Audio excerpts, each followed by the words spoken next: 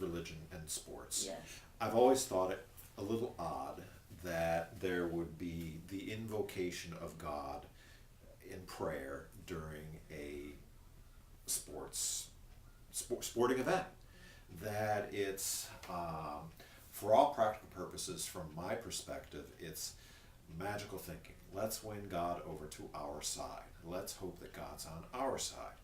And in my mind, the idea that the creator of the universe is going to be particularly concerned about who wins the Cornell-Kentucky game is childish. It's understandable, but I would like to believe that God has more important, more pressing things to do than to be concerned about winning team, losing team. Having said that, it's certainly understandable that people, especially who are very religious, would take that important aspect of their life and bring it into another important aspect of their life. So if religion is important to you and sports are important to you, then it would make sense that the two are going to come together. But in my mind, it would also make sense to step back and ask, is this something that God's really going to be concerned about? And perhaps then ask what would be an appropriate prayer at the beginning of a sporting event. Certainly that no one gets hurt, that it's a good experience for all, that the fans coming and going will arrive and depart safely, but not God help us win. From my perspective, to just God's not Santa Claus. God's not. I'd like to think that God's impartial, and that bottom line, at least with the Judeo-Christian point of view, is that we're focusing on love. So I don't think that comes up a lot in prayers for before an event. There are times in which, when a person scores a touchdown, for example, they drop to one knee and make a very vivid display of thanking God for that happening. That's their choice, but again, from my perspective, I find that a little odd to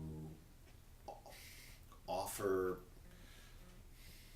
a magical prayer to the magical God who has just allowed him to score that point. Sure, be grateful for your health, etc., but thanks God for helping me score that point. To me, it doesn't mesh with my idea. Maybe this is the key point. Does not mesh with my idea of what God is perhaps hoping for and expecting of humanity. From the Christian point of view, Jesus talks about share your prayers in private. Don't make a spectacle of yourself. So if you really are sincerely religious, you might say a quiet prayer of, Lord, thank you for helping me overcome a difficult situation, but you're not going to make a major show of your religiosity there on the field or on the unattached point of view. I think that you could say, this doesn't make sense, or yeah, okay, they're being magic. I use the word phrase again, being magical in their thinking. It absolutely makes sense. If a person's religion is important to them and sports are important to them, they're definitely going to be connected in terms of one affecting the other. It would be odd if they weren't. If you're a scientist studying someone, like an anthropologist studying a culture or whatever,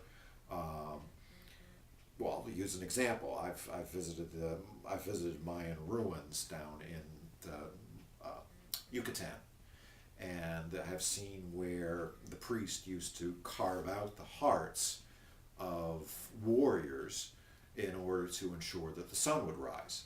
Their idea was that you had to have a blood sacrifice each evening to ensure that the sun would rise.